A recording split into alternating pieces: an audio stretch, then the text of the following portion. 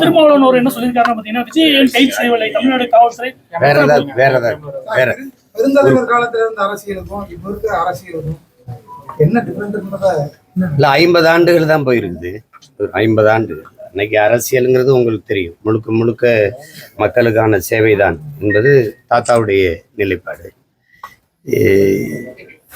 எங்க தலைவர்கள் கற்பிச்சுதான் அரசியல் என்பது மக்களின் மீது அதிகாரத்தை செலுத்துகிற விவகாரம் அல்ல, அது மக்களுக்கு ஆற்றப்படுகிற தொண்டு என்று போதிச்சார் எங்களுக்கு.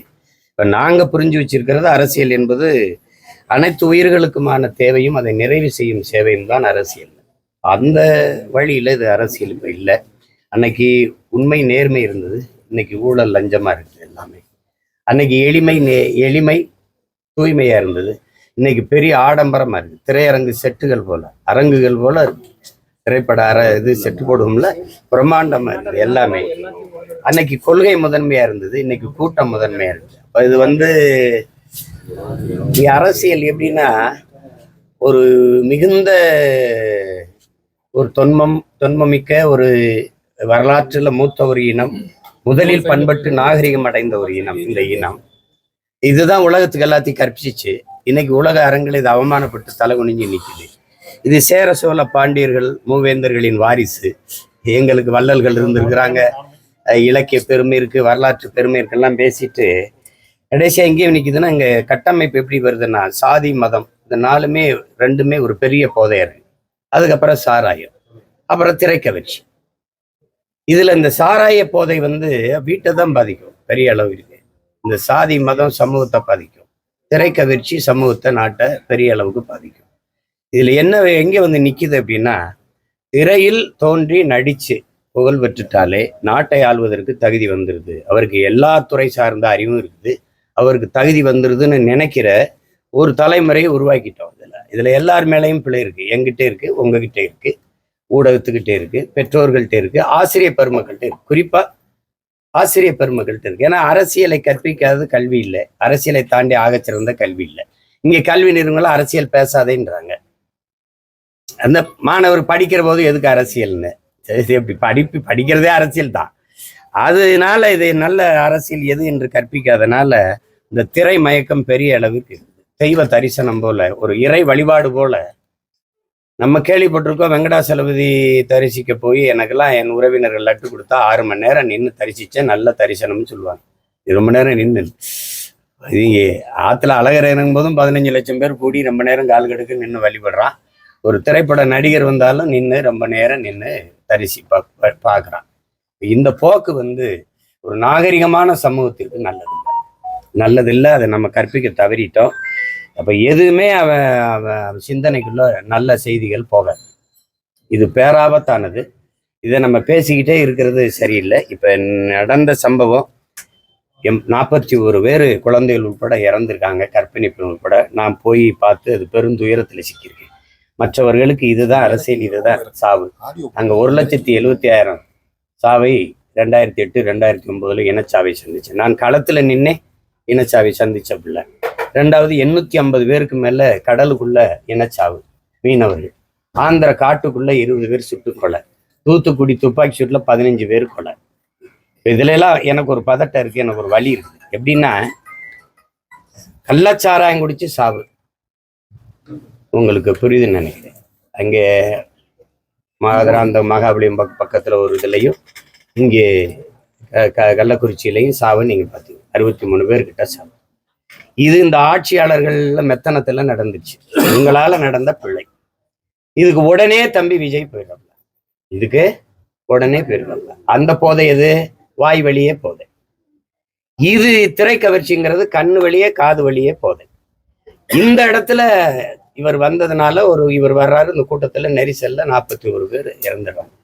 உடனடியா ஐயா முதல்வர் ஸ்டாலின் போயிடுறாரு. அந்த இடத்துக்கு அவர் போல, இந்த இடத்துக்கு இவர் வரல. அதுக்கு யார் காரணமோ அவர் போல, இதுக்கு யார் காரணமோ இவர் வரல. இந்த அரசியலை பாருங்க. இப்போ உடனடியா வந்து உடனடியா மத்தியில் ஆண்டு கொண்டிருக்கிற பாரதிய ஜனதா இந்திய ஒன்றிய அரசு ஒரு உண்மை கண்டறியும் குழுன்னு அம்மா ஜெயமாலினியும் அந்த ஹேமாலினியும் இந்த அனுராக் தாக்கூர்னு 2 பேரை அனுப்பு. உடனடியா வந்து கேட்டு இந்த மாதிரி பேட்டி கொடுத்துருப்பாங்க. அப்புறம் காங்கிரஸ் கட்சி அதனுடைய பொதுச் செயலாளர் வந்து பேசிட்டு போறாங்க. சிபிஐ விசாரணை வேணும், அது வேணும். இதே மாதிரி தானே துப்பாக்கி சூடு தூத்துக்குடியில் நடந்தது. ஏன் இந்த பாரதிய ஜனதா உண்மை கண்டறியும் குழு அனுப்பல? ஏன் இந்த காங்கிரஸ்? இது உயிர், அது உயிர் இல்லையா? அது மக்களின் பிரச்சனைக்கு போராடி சத்தான், மனு கொடுக்கத்தான் வந்தான். ஸ்டெர்லைட்டு எங்களுக்கு நிலம் நஞ்சாகுது, நீர் நஞ்சாகுது, எங்கள் வாழ்வாதாரத்தை பாதிக்குதுன்னு போராடி மக்கள் போராட்டம். அவன் வெகுண்டெழுந்து தன் உயிரை காக்க, நிலத்தை காக்க, வளத்தை காக்க வந்தான். அவனை சுட்டு கொன்னது யாரு? சுட சொல்லி உத்தரவு பிறப்பிச்சது யாரு? அதையே உண்மை கண்டறியும் குழு வந்து கேட்கல. அதையே இந்த 2 கட்சிகள்ல ஒருத்தர் வந்து யாரும் வந்து கேட்கல. உங்களுக்கு புரியுதுன்னு நினைக்கிறேன். அன்னைக்கு வந்து இவங்கெல்லாம் எங்க போனாங்க? கொடநாட்டுல 5 பேர் செத்துருக்காங்க. உங்களுக்கு எல்லாம் தெரியுங்களா? கொன்னது யாரு? காரணம் என்ன? பேச்சே கிடையாது. ஆந்திர காட்டுக்குள்ள 20 பேர் இதே ஐயா சந்திரபாபு நாயுடு ஆட்சியில கடந்த முறை ஆளும்போது சுட்டு கொன்னுட்டாப்ல. சொன்ன காரணம் செம்மரக்கட்டையை வெட்ட வந்தார்கள். வெட்டும்போது பிடிச்சியா? அதுக்கு சான்று இருக்கா? இல்ல. நீ என்ன பண்ண? சுட்டு மரக்கட்டையோடு கட்டையா எங்களை போட்டுட்டு கால் மரக்கட்டையில ஒரு எண்ணு போட்டிருப்பில 18, 19. அதே மாதிரி எங்க கால்லையும் போட்டிருந்தேன் குணத்துல. அப்போ ஒரு மரக்கட்டைக்கு இருக்கிற மதிப்பு மனித உயிருக்கு இல்லையாடான்னு இவன் எவனும் கேட்கல. அன்னைக்கு வந்து எந்த மத்திய அரசு உண்மை கண்டறியும் குழு எதுக்காக சுட்டா ஏன் ஒருத்தனும் கேட்கல. நீ என்ன கேட்டிருக்கணும்? வெட்டவே வந்தான், சட்டப்படி உன் மாநிலத்துல குற்றம், நீ சிறைதானே படுத்திருக்கணும். சுட்டுக்கொள்ற உரிமை உனக்கு யாரு கொடுத்தது? நீ சிறைதானே படுத்திருக்கணும். என்னைய நாங்க தவறு, அதுக்கு வழக்காடுறோம், அதுக்கு குற்றத்துக்கு என்ன தண்டனையோ, எத்தனை ஆண்டு சிறையோ அதை அனுபவிக்கிறோம், வெளியில வரோம். நீ எப்படி சுட்டு கொண்டாயின்னு யாருமே கேட்கலையே. அதுக்கு ஒரு மத்திய புலனாய்வு விசாரணை கேட்கல, அதுக்கு ஒரு உண்மை கண்டறியும் குழு வரல, அதுக்கு ஒரு தனி நபர் நீதிபதி விசாரணை வைக்கல. அப்ப எப்படி இருக்கு? இப்ப தூத்துக்குடியில விசாரிச்சா அண்ணா ஜெகதீசன் அம்மா இதே அம்மா வந்து கொடுத்தாங்கல்ல, அந்த அறிக்கை தாக்கல் பண்ணாங்கல்ல, என்ன நடவடிக்கை நடந்திருக்கு? இப்ப இந்த அரசியலை எப்படி பாக்குறது? எப்படிப்பட்ட ஒரு இனத்துக்குள்ள, எப்படிப்பட்ட சூழல்ல, காலகட்டத்துல நம்ம வாழ்ந்துகிட்டு இருக்கோம்னு நினைக்கும் போது அவ்வளவு பதட்டமா இருக்கு, பயமா இருக்கு. இதுக்குள்ளதான் நம்ம இந்த தலைமுறை பிள்ளைகளை விட்டு போறோமான்னு இருக்கும்போது எப்படி இருக்கு பாருங்க. அப்ப அந்த இறப்பை பற்றி ஒருத்தர் பேசல. அந்த குடும்பத்துக்கு எங்களுடைய இரங்கல், அவங்க துயரத்துல நாங்க பங்கேற்கிறோம், இது நடந்துருச்சு அப்படின்னு ஒரு வார்த்தை கூட ஒருத்தரும் பேசலையே. அரசு மேல தப்பு, இவர் மேல தப்பு, இதுவா? அப்ப நமக்கு என்ன தோணுது? இந்த கூட்டத்தோடு நம்ம பிறந்ததே தப்பு, இந்த கூட்டத்துல நம்ம வாழ்றதே தப்புன்னு தான் நமக்கு தோணுது. செஞ்சிருக்க வேண்டியது என்ன? நடந்ததுக்கு வருந்தி இனிமேல் இது போல நடக்காமல் திருந்தி நாங்க செயல்படுவோம்ங்கிற உறுதி இருக்கிறத ஒவ்வொருத்தரும் செஞ்சிருக்கணும். அதை ஒருத்தர் கூட பேசல. மத்தியிலிருந்து விசாரிக்க வந்த குழு ஏதாவது இந்த இறந்த குடும்பத்துக்கு ஆறுதல்னு ஏதாவது பேசி கேட்டிருக்கல? சொல்லுங்க, ஏதாவது கேட்டிருக்கல? இந்த பணம் செத்தவனுக்கு வாக்கியரிசி போடுறதே தான், அதுதான் தீர்வினை. செத்து போனா 20 லட்சம் கொடுத்துருவோம், 10 லட்சம் கொடுத்துருவோம், 1.5 லட்சம் கொடுத்துருவோம், 2 லட்சம் கொடுத்துருவோம். இது காசா வாக்கியரிசி போடுவோம்ல, ஒரு 50, 100 போடுவாங்க இடுகாட்டுல அல்லது சூடுகாட்டுல. அது மாதிரி இது வந்து ஒரு லட்சமா போட்டுருது. எப்படி சமூகம் மேம்படுது பாரு. இதெல்லாம் ஒன்றும் சொல்றதுக்கு இல்லை. அது இப்பேற்பட்ட தலைவனுடைய வீட்டு வாசல் என்ன பேசுறதுக்கு வெக்கப்படுறேன் நான். 50 ஆண்டு தான், அரை நூற்றாண்டு தான் இருக்கு. எவ்வளவு கேவலமா ஆயிடுச்சு பாருங்க அரசியல், எப்படி ஆயிடுச்சு பாருங்க. அது மிகுந்த வலியா இருக்குது, ரொம்ப சொல்ல முடியாத துயரமா இருக்கு. என்ன பண்றதுன்னு தெரியும். நேற்று மத்திய அரசு நிதி பகிர்வு வந்து அளிச்சிருக்கிறாங்க மாநிலங்களுக்கு. அதுல பாஜக ஆளுகிற மாநிலங்கள்ல அதிக நிதி பகிர்வும், தமிழ்நாட்டுக்கு 4000 கோடி வந்து ஒதுக்கி இருக்கிறாங்க. இதே உத்தரப்பிரதேசத்துக்கு 18,000 கோடி ஒதுக்கி இருக்கிறாங்க. இது எப்படி நீங்க பாக்குறீங்க? அது அவங்க மாநிலம், இது நம்ம மாநிலம். அதை நீ என்ற கேள்வி வைக்கிற நீங்க உணரணும். நான் அதை சொன்னா என்னை ஃபாசிஸ்டும்பீங்க, செப்பரேட்டிஸ்டும்பீங்க, என்னை இன வெறியன்பீங்க. ஆனா இந்தியாவில் பொருளாதாரத்தை நிரப்புகிற மாநிலத்துல எனக்கு என்ன எத்தனாவது இடம்? அப்ப எனக்கு என்ன மதிப்பு இருக்கு? என் வரியை புறம் கட்டு. உத்தரப்பிரதேசத்தை விட குறையா எனக்கு 4 விழுக்காடு 5 விழுக்காடு வரி இருக்கா? சொல்லுங்க, நீங்க சொல்லுங்க. எங்களை இந்த இந்த நாட்டாளர்கள் ஆள்பவர்கள் எங்களை இந்த நாட்டு குடிமக்களாக ஏற்க மாட்டார்கள். அதுக்கு பல சான்று சொல்லியிருக்கேன் நான். இது புதுசா ஒன்றும் இல்லை. இது தேர்தல் வருது 4 மாசத்துலங்கிறதுக்காகத்தான் அந்த உண்மை கண்டறியும் குழுலாம் ஓடி வருது. இதே இன்னும் 1 வருஷம் இருக்குதுன்னா எவனும் செத்தா என்னடா எனக்கு என்னன்னு போயிருப்பான். இந்திய கடலுக்குள் செத்து விழுகிற மீனவனே அது இந்திய மீனவன் ஏற்காது, தமிழ் மீனவன் தான் சொல்லும், தமிழர்கள் தான் சொல்லும், அப்படித்தானே சொல்லும். அதனால இப்ப நாங்க இலங்கையிலிருந்து ஈழத்திலிருந்து குடி வந்தோம்ல, இங்க வந்தோம்ல, அகதியா ஏதிலிகளா வந்தோம்ல. எல்லா நாட்டவருக்கும் குடியுரிமை கொடுக்குற இந்தியா எங்களுக்கு ஏன் கொடுக்கல? ஏன்னா நாங்க தமிழர்கள், எங்களை ஏற்காது. அதனால எங்களை வச்சிருக்கிறதே இந்த நாட்டுல எங்க வளத்தை சுரண்டி கொழுக்கவும் எங்க வரியை வாங்கி கொள்ளவும் தான் எங்களுக்கு வாக்கு இருக்கு. அது பெறவும் தான். இல்லைன்னா அது எங்களை ஒரு உயிராவே மதிக்காது. எங்களுக்கு ஒரு உயிர் இருக்கு, உணர்வு இருக்கு, அதுக்கு ஒரு உரிமை இருக்குன்னு நினைக்காது. இது ஒரு நிகழ்வு தானே, ஒரு நிகழ்வு தானே, ஒருங்கிணைந்த இந்தியா தானே, ஒரே நாடு தானே. காவிரியில எனக்கு ஏன் தண்ணி வாங்கி தர முடியல? என் மீனவன் சாவை சகித்து கொண்டு இருக்குது. அவன் ஓ நாட்டு குடிமகன் இல்லையா? குஜராத் மீனவன் ஒருவனை பாகிஸ்தான் கடற்படை கைது செஞ்சிருது. இந்திய கடற்படை விரட்டி போய் தாக்கி பிடிச்சு அவரை மீட்டு கொண்டு வருது. ஆனா எங்க மீனவர்களை இத்தனை மீனவர்களை கைது செஞ்சு போகுது. வாரம் ஒரு செய்தி வருது, இந்த கடற்படை இராணுவம் போய் தடுத்து பிடிச்சு மீட்டு கொண்டு வந்ததுங்க செய்தியை நீங்க யாராவது படிச்சிருக்கீங்கல்ல? ஏன்னா அவனுக்கு உயிர் இருக்குது, எங்களுக்கு உயிர் இல்லை. தமிழன் வாழ்ந்தா என்ன, செத்தா என்ன? எங்க அக்கா தங்கச்சி தாலி எடுத்தா அவனுக்கு என்ன? அதனால எங்களை இரண்டாம் தர குடிமக்களாக தான் பார்க்கும். எங்களை இந்த நாட்டின் குடிமக்களாக பார்க்காது. அந்த நாட்டு வட இந்தியர்கள் அவர்களை பொறுத்த வரைக்கும் காங்கிரஸோ பாரதிய ஜனதாவோ, இந்தியன் என்பவன் இந்தி பேசுறவன் தான். இந்தியா என்பது இந்தி பேசுற மாநிலங்கள் தான். நாங்கள்லாம் சும்மா ஒரு தொங்கு சதை மாதிரி இருக்கோம். உங்களுக்கு புரியுது நினைக்கிறேன். இந்தியாவில் எந்த மாநிலத்தில் இவ்வளவு நச்சு திட்டங்கள் நிறைவேற்றப்பட்டிருக்கு? ஸ்டெர்லைட், அணு உலை, மீத்தேனி, ஈத்தேனி, நிலக்கரி, இந்த தேயிலை எரிவாயு, உயர் மின்னழுத்த இந்த மாதிரி நச்சு திட்டங்கள் இருக்குல்ல. இந்தியாவில் எந்த மாநிலத்தில் அருகில் இருக்க? கேரளாவில் இருக்கா? கேரளாவில் இருக்கா? கேரளாவில இருந்து கையில் எரிவாயை பதிச்சு வரும்போது சாலையில பதிச்சு வர்ற, தமிழ்நாட்டில இருந்து கர்நாடகாவுக்குள்ள கொண்டு போகும்போது சாலையில பதிச்சுக்கிட்டு போற, ஏன் மண்ணுல மட்டும் ஏன் நிலத்தை நெஞ்ச 2ஆ பிளந்த மாதிரி வயலுக்குள்ள கொண்டு வர? ஏன்னா எனக்கு கேட்க ஆள் இல்லை. எல்லா நச்சு திட்டங்களும் இங்க இருக்கு. கேரளாவில் எத்தனை அணுவில் இருக்கு? கேரளாவையும் கடற்கரை இருக்கு, அங்கேயே அந்த ஸ்டேட் நிறுவல. ஏன்னா அவனுக்கு பெத்தனை அப்பனா இருக்கேன், தொலைச்சு போடுவேன். அணு உலையை கொண்டு போகும்போது நான் வெளிச்சத்துல வாழ்றதை விட உயிரோட வாழ்றது முக்கியம் எடுத்துட்டு போன்ட்டான். இங்க எங்களுக்கு அப்படி பேச ஆள் இல்ல. RSS நூற்றாண்டு முன்னிட்டு தபால் தலை நாணயம் வெளியிடலைன்னா தான் நீங்க வியக்கணும். அவங்க அரசு, அவங்க அதிகாரம், அதுக்காக தான் 80 வருஷம் காத்திருந்து அதிகாரத்தை நிறுவிருக்காங்க, முழு அதிகாரத்தை நிறுவிருக்காங்க. இப்பதானே கூட்டணி 2 ஆண்டு, அதுக்கு முன்னாடி இருந்த 2 ஆண்டும் முழு அதிகாரத்தை நிறுவிருக்கிறாங்க. வெளியிடலைன்னா நம்ம வருத்தப்படணும், அது சந்தேகிக்கணும். வெளியிடுவாங்க, இதெல்லாம் நடக்கும் தானே. அது தெரியாம தானே நீங்க வெளில வச்சிருக்கவங்க வாக்கு போட்டிருக்காங்க. சொல்லுங்க. திமுக வந்தா எல்லா படத்தையும் அவங்க தான் வெளியிடுவாங்க, சினிமாவே அவங்க கட்டுப்பாட்டில் தான் இருக்கும், எல்லாமே அவங்க கட்டுப்பாட்டில் தான் இருக்கும் அப்படின்னு இப்ப பேசி பயன் இல்லை. வந்தா இருக்கும்னு தெரிஞ்சுதான் நீங்க வாக்கு செலுத்திருக்கீங்க. அப்புறம் இப்ப பேசி என்ன இருக்குது? வெஸ்ட குடிச்சா சாவும்னு தெரிஞ்சு குடிச்சுவிட்டு அப்புறமா என்னை காப்பாத்துங்கன்னு கதறதுல பயன் இல்லை. தாவேக தலைவர் அவரோட சுய சிந்தனையோட அரசியல் நடத்தினாருன்னா வருங்காலத்துல அவர் நல்ல நல்ல பெரிய நிலைக்கு போவாரு. அவர் பக்கத்துல இருக்கிறவங்களோட பேச்சை கேட்டுட்டு அவர் சில விஷயங்கள் பண்றது அது நல்லதுக்கல்ல அப்படின்னு சொல்லிட்டு திருமாவளவன் ஒரு கருத்து வச்சிருக்காரு. இந்த கருத்து எப்படி பாக்குறீங்க? அந்த கருத்துக்கே நான் வரல, அதை விட்டுருங்க. அது எனக்கு சுய சிந்தனை இருக்குதுன்னா பக்கத்துல இருக்க ஆளு எனக்கு நீங்க சொல்லுங்க. இப்ப எனக்கு சுய சிந்தனை தான். எனக்கு எதுக்கு ஸ்ட்ராட்டஜிஸ்ட்?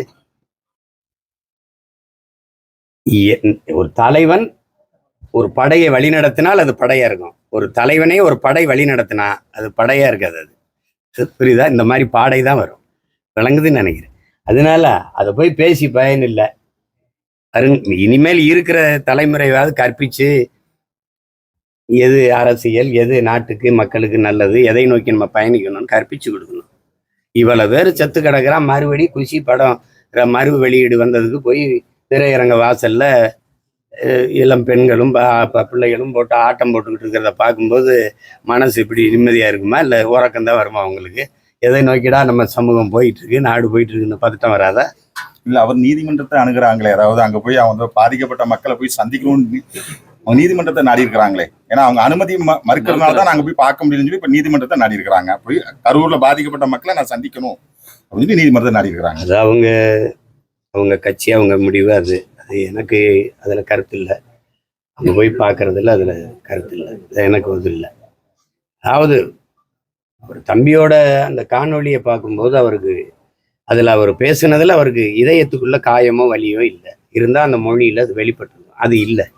அதை கேட்கும்போது கஷ்டமா இருக்கு. இப்போ நான் பேசி காட்டுறேன் பாருங்க. இந்த மாதிரி என் மீது பேரன்பு வைத்து நீண்ட காலமாக நேசித்த என் அன்பு சொந்தங்கள், நான் இந்த மாதிரி பரப்புரை பயணத்தில் வரும்போது என்னை பார்க்க வந்து நீண்ட நேரம் கால்கெடுத்து எனக்காக நின்றீங்க. உங்களுக்கு நான் என்ன நன்றி கடன் எப்படி செலுத்த போறேன்னு தெரியல. நம்ம எல்லாரும் சேர்ந்து ஒரு நல்ல அரசியலை உருவாக்கி நல்ல ஆட்சியை நம்ம உருவாக்குவோம். இது இந்த மாதிரி ஒரு கொடும் துயர நிகழ்வு நிகழ்ந்துருச்சு. பச்சிலம் குழந்தைகள் இறந்ததெல்லாம் எனக்கு மிகுந்த மன வலியை தருது. அதில் இவ்வளவு பேர் உயிரிழந்திருக்காங்க. அதுக்கு நானும் காரணமாயிட்டேன். அந்த நிகழ்வை பொறுத்த வரைக்கும் தம்பி விஜய் அந்த இடத்துக்கு பரப்புரைக்கு போனதுனால தான் இது நிகழுது. நான் போகலைன்னா அது நிகழாதுல்ல. நான் போனதுனால தான் நிகழுது. அப்போ காரணம் யாரு? மற்ற இடத்துலலாம் நடக்கலை, இங்கே ஏன் நடந்துச்சுன்னு சொல்றது இல்லை. அப்போ அந்த இடத்துல நடக்கணும்னு நினைக்கிறீங்களா? அந்த இடத்துல ஏன் நடக்கலைன்னு நினைக்கிறீங்களா? இங்கிருந்து பறந்து போற அந்த வெளிநாட்டுக்கு போற அந்த குஜராத்ல இருந்து பறந்து போற விமானம் மட்டும் ஏன் வெடிச்சதுன்னு கேட்பீங்களா? சொல்லுங்க, அப்படி கேட்பீங்களா? எல்லாரும் போற பேருந்து விபத்துக்குள்ளால இந்த பேருந்து மட்டும் ஏன் விபத்துக்குள்ளாச்சுன்னு கேட்பீங்களா? அப்படி கேட்கறதே தப்பு. எல்லா கூட்டத்திலையும் மயங்கி விழுந்தாங்க, இதுலையும் மயங்கி விழுந்தாங்க. நெரிசலாக இருந்தனால மிதிச்சு அது காயம்பட்டு இறந்து போயிட்டாங்க. அதுதான் மூச்சு திணறல். ஆள் புகுந்தாங்க, கத்தியால குத்துனாங்கன்னா மருத்துவமனையில போய் பார்த்தேன். ஒருத்தர் கூட கத்தியால கீறின காயத்துல வந்து படுத்திருக்கலையே. காலில் கையில காயம், கழுத்துல காயம், எல்லாம் மிதிச்சது. அவங்களே சொல்றாங்க, மயங்கிட்டோம், கீழே விழுந்தோன்னா மிதிச்சுட்டாங்க. சில பேர் நாங்க போறோம்னா இல்ல தலைவர் வந்துருவார், நில்லுங்கன்னு எங்களை நிறுத்திட்டாங்க. அதுல நெரிசல்ல சிக்கிட்டோம், மயக்கம் வந்துருச்சு, இதான் சொல்றாங்க. ஏன்னா காலையில இருந்து சாப்பிடல, நீரா இருந்தேன். தம்பிகிட்டே கேட்கிறாரு, தண்ணியை தூக்கி போடுங்க அப்படின்னு. ஒருத்தர் தேவைக்கு போடுறாரு. அப்ப சுத்தி இருக்க எல்லாருக்கும் தாகம் தானே. பேசும்போது அந்த வலியை அவர் கடத்தியிருக்கணும், ரொம்ப உருக்கமா கடத்தியிருக்கணும். அது செய்யல. இப்ப நம்ம பேசுறோம், மாண்புமிகு தமிழக முதல்வர் அவர்களுக்கு சட்டப்படி நீங்க நடவடிக்கை எடுக்கணும்னு இருந்தா என் மேல எடுங்க. என்னை நம்பி வந்தவர்களை, என் உடன் இருக்கிறவர்களை நீங்க கைது செய்ய வேண்டாம், அவர்கள் மேல நடவடிக்கை எடுக்கலாம். இதுக்கு நான் தான் பொறுப்பு, என் மேல நடவடிக்கை எடுங்க. இப்படிதான் பேசியிருக்கணும். நீங்க ஏதாவது பழி வாங்கணும்னு நினைச்சா நீங்க என்னன்னா, இது எப்படி திரைப்பட கதாநாயக வசனமா இருக்குது அப்படின்னா, அங்க கதாநாயகி குடும்பத்தை எல்லாம் கட்டி வச்சுக்கிட்டு என்னை பிடிச்சி வச்சுட்டு கேட்கும்போது தொடர்தான் இருந்தா என்னையை தொடு, அவங்களையெல்லாம் விடு அப்படின்னு வசனம் பேசும்ல. அப்படின்னு பார்க்கும்போது அது நல்ல அணுகுமுறை இல்லை. கேட்கும்போது அது எப்படி பெறும்? அந்த சிஎம் சார் அப்படிங்கிறத அது சின்ன பிள்ளை விளையாட்டுக்கு கூப்பிடுற மாதிரி இருக்குது. ஒரு அந்த அவர் மேல நம்ம உங்களுக்கு மதிப்பு இல்லாம போட்டோம். ஆனா உட்கார்ந்து இருக்கிற அந்த நாற்காலி, இந்த நிலத்துல பெரும்பெரும் தலைவன் உட்கார்ந்தது. ஓமந்தூர் ராமசாமி ரெட்டியார் தாத்தன், குமாரசாமி ராஜா, முதறிஞர் ராஜாஜி, பெருந்தலைவன் காமராஜ், பேரறிஞர் அண்ணா போன்ற பெருந்தலைவர்கள் இருந்த ஒரு இடம் அது. அது பார்த்து பேசணும். சிஎம் சார் அப்படிலாம் பேசக்கூடாது. அது தன்மையான பதிவா இல்லை. அது பார்க்கும்போது அந்த இறப்பை விட வலியா இருக்குது நமக்கு. அதுக்கு பின்னாடி நடக்கிற நிகழ்வுகள் இருக்குல்ல, அதை விட வேதனையை தருது. அதுதான் சங்கடங்களா இருக்கு. திரும்ப இதை எப்படி கொண்டுகிட்டு போறது இந்த சமூகத்தை? இதுக்கு முன்னாடி எத்தனையோ நடிகர்கள் வந்திருக்காங்க. ஐயா விஜயகாந்த் தொடங்கி இருக்கிறாரு, அண்ணன் சரத்குமார் தொடங்கியிருக்காங்க, அண்ணன் கார்த்திக் அவர்கள், இப்போ அண்ணன் கமலஹாசன், அவங்கெல்லாம்.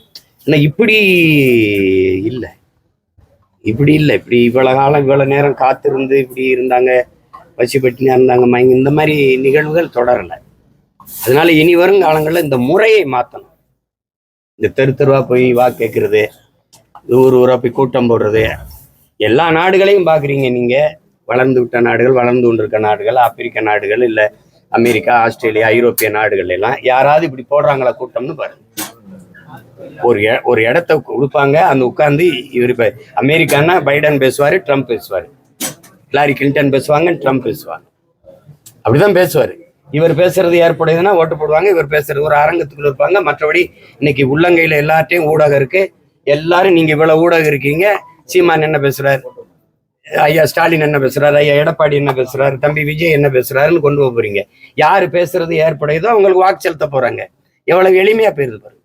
அதை விட்டு போய் ஒரு 30 நாள் இன்னி பாருங்க, மார்ச்ல இருந்து ஏப்ரல் 2 மாசம் வெயில்ல போய் கத்தி மக்களுக்கும் தொல்லை, நமக்கும் தொல்லை, பெரிய பொருள் செலவு.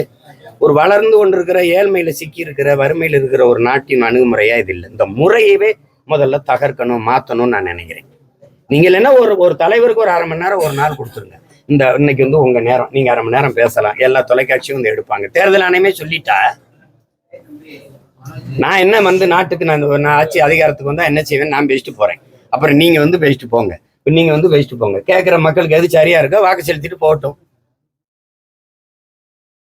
இந்த மாதிரி சிக்கல்கள் வராதுல்ல. அந்த இடத்துல கூடுற மக்கள் இல்லை, எத்தனை பேருக்கு அங்க சுத்தி வாழ்றவங்களுக்கு போக்குவரத்து நெரிசல், எவ்வளவு பேருக்கு அந்த அக்கம் பக்கத்துல குடியிருக்கிற வீட்டுக்காரங்களுக்கு எவ்வளவு நெரிசல், எவ்வளவு இடையூறு, அதெல்லாம் பார்க்கணும். இனி வரும் காலங்கள்ல பார்க்கணும். ரொம்ப கவனமா கையாளணும்.